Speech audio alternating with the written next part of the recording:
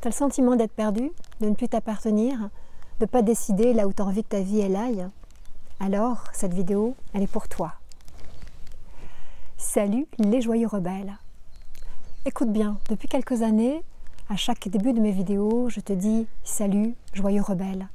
Alors qu'est-ce que j'entends par rebelle? Rebelle pour moi, ça n'a rien à voir avec la révolution. La rébellion, c'est quelque chose qui se passe à l'intérieur de soi.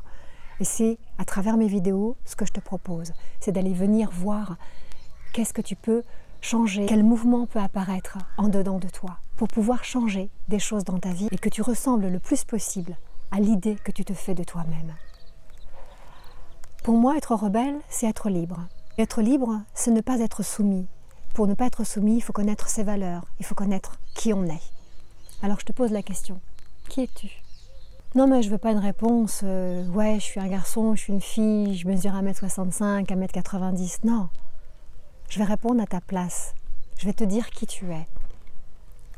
Je vais d'abord t'inviter à aller regarder le corps que tu habites, dans lequel tu es. Et là tu verras que tu es avant tout une miraculeuse machine. Et que pour faire fonctionner ce corps de cette façon, avec toute cette perfection, forcément, il y a quelque chose de divin.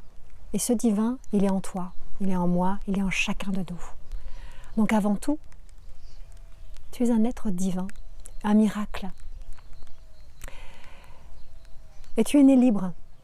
Simplement, par notre éducation, eh bien, on a oublié qu'on était des êtres libres.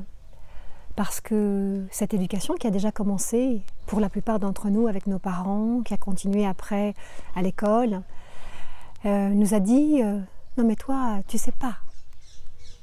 Toi, tu sais pas, toi, tu apprends. Donc, comme tu ne sais pas, eh bien, tu ne dis rien. Eh bien, ça veut dire que moi, je suis adulte et je sais mieux que toi, enfant. Donc, ça commence déjà comme ça, notre vie. On imagine on croit que nos parents, ils vont toujours mieux savoir que nous, que nos profs de toute façon vont mieux savoir que nous, parce qu'en fait, ils n'arrêtent pas de nous le rabâcher. Alors, on commence à ne plus se fier à ce qu'on ressent ou à ce qu'on croit de nous. Et puis ça continue pour quelques-uns d'entre nous, dans le couple, où finalement, on ne sait plus trop quand on ouvre la bouche et que l'autre dit non, t'as tort, non, ce que tu ressens, c'est pas juste. Et puis en dehors du couple, ça va être notre boss, notre patron, qui va encore mieux savoir que nous. Donc finalement, depuis le début de notre vie, cette liberté avec laquelle on est, que la vie, par son essence même, nous offre, eh bien cette liberté, on ne l'a plus. Et petit à petit, on va créer une croyance en nous que l'autre a le pouvoir, que l'autre sait mieux, que finalement notre ressenti, il n'est jamais correct, parce que l'autre sait mieux. Et notre pouvoir, quand je dis pouvoir, attention, je ne parle pas de pouvoir sur quelqu'un, je parle du pouvoir intérieur, je parlerai donc peut-être plutôt plus de la puissance. Et quand cette puissance qui nous est donnée à la naissance, elle est distillée par le regard des autres, par les injonctions des autres, eh bien qu'est-ce que ça va créer en nous? Ça va créer un sentiment d'insécurité, un sentiment qu'on est perdu dans le flou, une remise en question, et voire même une peur de décider. Alors, pour beaucoup d'entre nous, petit à petit, on finit par s'abandonner à ce sentiment de ne pas s'appartenir. Bah oui, je décide pas, bah oui, l'autre il fera pour moi. Et on s'enfonce dans ce confort, parce que quelque part c'est confortable que l'autre fasse pour nous. Quelque part on se retrouve comme dans l'enfance, dans quelque chose qu'on a connu. L'autre va savoir, va me guider, va me diriger, il va me dire où aller, il va me dire ce que je dois faire. Donc on se laisse glisser dans ce confort. On donne notre pouvoir, et comme on l'a fait avec nos parents, comme on l'a fait avec nos profs, qu'on a pu le faire avec peut-être quelques-uns de nos compagnons ou de nos compagnes ou avec des patrons. On accepte que l'autre sache mieux. Et aujourd'hui, on continue à le faire avec les politiques. Cependant, tu sens de toute façon, quelque part, qu'il y a quelque chose qui ne va pas. Et ça te rappelle un sentiment que tu as pu vivre dans ton enfance ou dans ton adolescence, quand peut-être tu demandais « mais qu'est-ce qu'il a, grand-père » Tu voyais bien qu'il était malade, tu voyais bien qu'il allait pas bien. Mais non, non, tout va bien mon chéri, tout va bien ma chérie, ne t'inquiète pas. Or que quelques semaines après, ton grand-père, il mourait. Et tu le sentais bien, ça, que ça n'allait pas. Que tes parents étaient en train de divorcer. Et que l'un des deux te disait « Mais non, t'inquiète pas mon chéri, tout va bien. » Que tu voyais ta mère sortir de la salle de bain les yeux rougis. « Mais non, tout va bien. » Qu'est-ce que ça a fait, tous ces messages-là? Ça a fait qu'on t'a dépossédé de ton ressenti. On t'a dit ce que tu ressens, ce n'est pas vrai. Tu dois pas t'y fier. Et quelque part, ce que nos parents étaient, avec toute leur bonne volonté, puisqu'en fait nos parents ne nous donnent que ce qu'ils peuvent nous donner. Donc il ne s'agit pas de mettre la faute sur qui que ce soit. Il suffit juste de comprendre comment ça a fonctionné pour nous.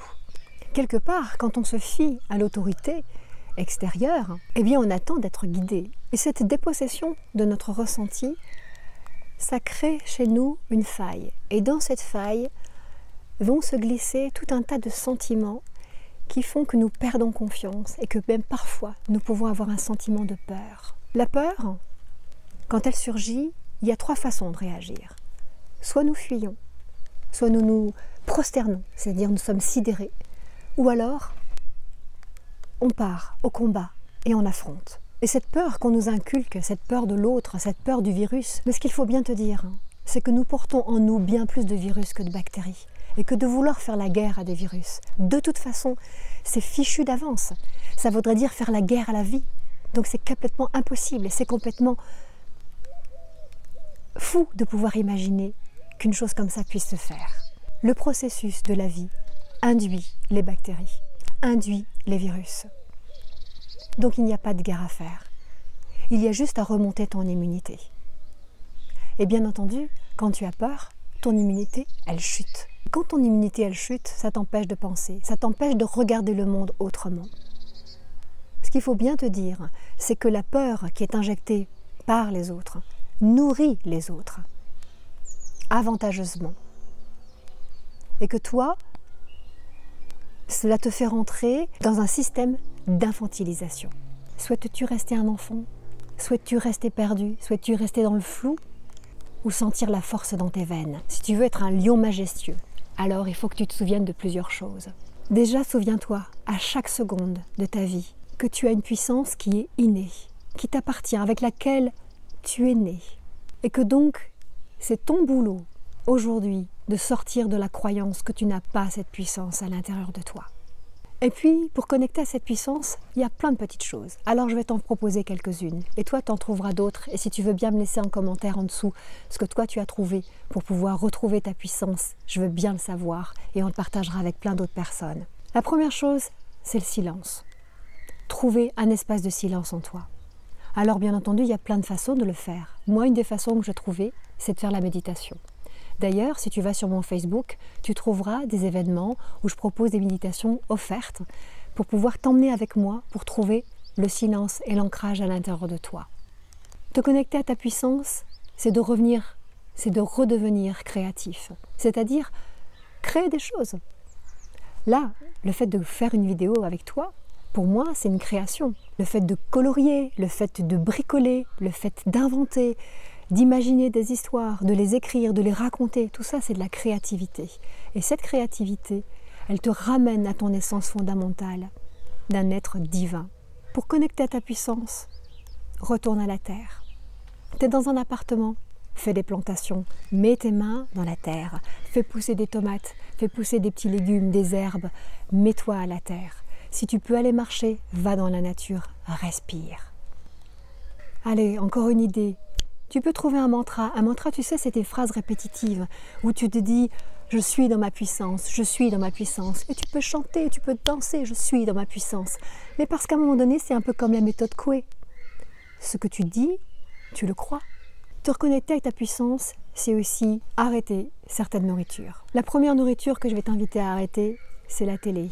Avec toutes ces émissions agressives, tous ces messages agressifs, arrête la télé. Ouvre quelque chose qui t'inspire. Va sur des sites, si tu veux être derrière un écran, va sur des sites qui te proposent des choses positives. Il y en a. Oui, abonne-toi à des lectures inspirantes, des choses qui te font du bien, qui t'emmènent en voyage, qui t'ouvrent ton imaginaire. Arrête les fast-foods. Arrête la bouffe archi-cuite.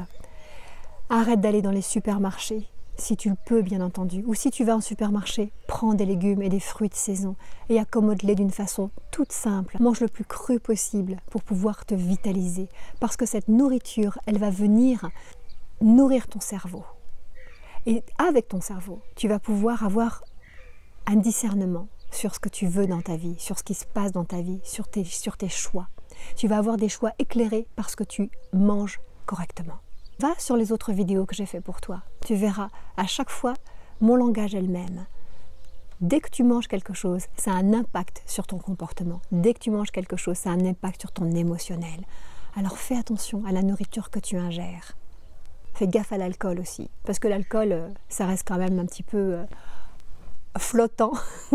Et là, c'est pas forcément évident de trouver la puissance en soi quand on est un petit coup dans le nez. Donc, attention à l'alcool, réduis l'alcool. Dans ma dernière vidéo, je t'ai invité aussi à faire attention à la Wi-Fi, à la 4G et à tout ce déploiement de toutes ces autres G qui n'ont rien de bon pour nous et qui brouillent notre esprit. Et qui, bien entendu, avec l'esprit brouillé, c'est un peu plus compliqué aussi d'avoir ton libre arbitre, de pouvoir retrouver ta puissance de lion. Retrouver ta puissance et te reconnecter à ton corps. Alors, bouge ton corps, danse, respire, fais du bruit et va faire du sport le plus possible dehors. Faire du sport en salle, c'est pas top. Pourquoi? Parce que si la salle n'est pas aérée, eh bien qu'est-ce qui se passe? C'est que la transpiration et le CO2 que chacun recrache, qu'est-ce qui se passe? Soit tu vas le respirer. Donc finalement, au lieu de t'oxygéner les cellules, tu es en train de t'empoisonner avec les toxines que les autres sont en train de recracher. C'est pas une bonne idée ça. Donc du sport dehors. Repose-toi. Repose tes glandes surrénales. Dors, fais des siestes. En ce moment, en avril 2020, c'est le super moment pour pouvoir faire des siestes. Mets des boules caisses s'il y a du bruit autour de toi, mais dors le plus possible, recharge tes surrénales.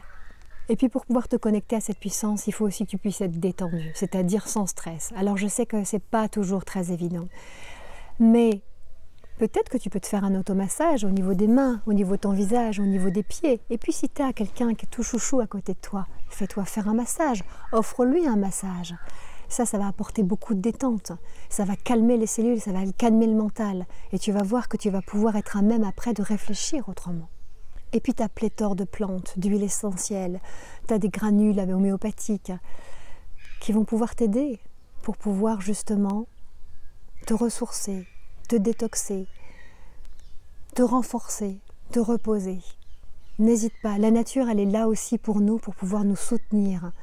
Et elle offre à tous ceux qui veulent bien des choses complètement miraculeuses pour notre cœur miraculeux. N'est-ce pas merveilleux?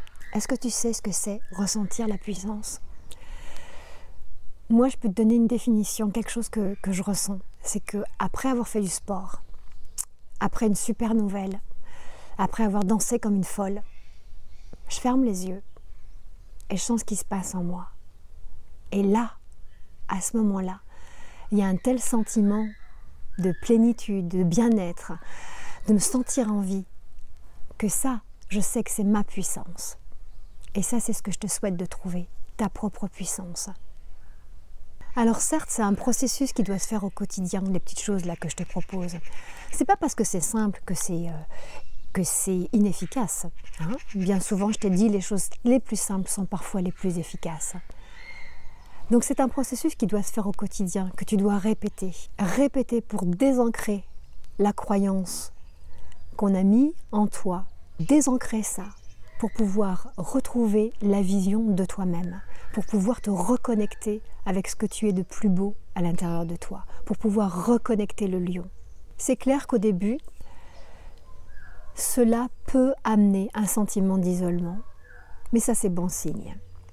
Parce que tout d'un coup, quand on se met à penser par soi-même, quand on se met à penser à partir de qui on est, de ses propres valeurs, de choses qu'on a trouvées en dedans de soi, à partir de ce moment-là, il y a un mouvement autour de toi qui va se créer, qui est un mouvement peut-être de gens que tu aimes, parce que ça n'empêchera pas que tu continues à aimer les gens que tu aimes, mais les gens vont te dire « Oh là là, tu es en train de changer, qu'est-ce qui se passe ?» Et donc ça crée une sorte de peur, ça crée de la méfiance. Et peut-être que cela peut créer aussi de l'inconfort en dedans de toi. Mais ça, c'est pas grave. Et c'est plutôt bon signe, comme je te le disais. Le regard que tu vas porter sur les autres, le regard que tu vas porter sur la vie va changer. Et petit à petit, tu vas te rendre compte qu'il y a plein d'autres gens qui pensent comme toi et qui portent le même regard favorable et un regard plein d'énergie sur les événements, sur les choses, sur les gens. Et tu vas te rapprocher de ces gens-là. Alors c'est vrai, il est possible que ton cercle d'amis, il change un petit peu. Mais qu'est-ce que c'est que tu as envie de faire? Est-ce que tu as envie de rester et de passer à côté de ta vie, si c'est le sentiment que tu as, ou de ne pas l'incarner totalement, si c'est aussi le sentiment que tu as? Un nouveau sentiment de t'appartenir va habiter ton cœur. Et tu vas voir, ça va te donner une sensation de puissance, de force, ça va te donner une énergie phénoménale. Parce qu'en fait, quand tu n'es pas toi-même, quand tu es juste le reflet des autres, quand tu à travers ta bouche, ce sont les mots des autres qui passent, quand tu agis en sentant que ce n'est pas correct d'agir ainsi, mais que quelque part on t'a dit que c'était bien, alors bon, comme tu sais pas, tu le fais quand même, eh bien tu vas voir que maintenant, à partir du moment où tu as reconnecté avec ta puissance à l'intérieur de toi, tu vas développer une énergie de malade, et que là, le lion qui est en toi, il va se mettre à rugir, mais rugir pour le meilleur de toi et puis pour le meilleur de tous ceux que tu aimes aussi autour de toi. Parce que quelque part, tu vas être un exemple. Les gens vont avoir envie de te suivre parce que tu vas dégager une telle énergie. Tu vas dégager un tel sentiment d'être bien dans tes baskets. Et qu'est-ce que c'est que être en vie? Pour moi, c'est incarner le bien-être, c'est incarner la joie de vivre, c'est incarner le calme, c'est incarner la sensation d'aller là où j'ai envie d'aller. Alors tout ça n'est pas très simple, bien sûr. J'allais dire tout ça n'est pas très compliqué non plus, c'est vrai. Ce n'est pas si simple, mais ce n'est pas si compliqué que ça. Ça demande quelques efforts et ça demande un retour sur soi. Et à travers toutes ces vidéos que je vous offre, eh bien, c'est ça que je vous invite à faire. Revenir à vous, revenir à votre essence divine, revenir à ce qui est le plus beau en vous et vous donner envie justement de déployer ce qui est le plus beau en vous. Donc merci pour tes likes, pour ta fidélité. Merci de mettre un petit pouce. Et puis vois en dessous, dans la description de cette vidéo, tu as différents liens qui seront là pour toi et qui peuvent également t'emmener sur des choses que je propose, qui pendant le confinement sont des choses qui sont offertes.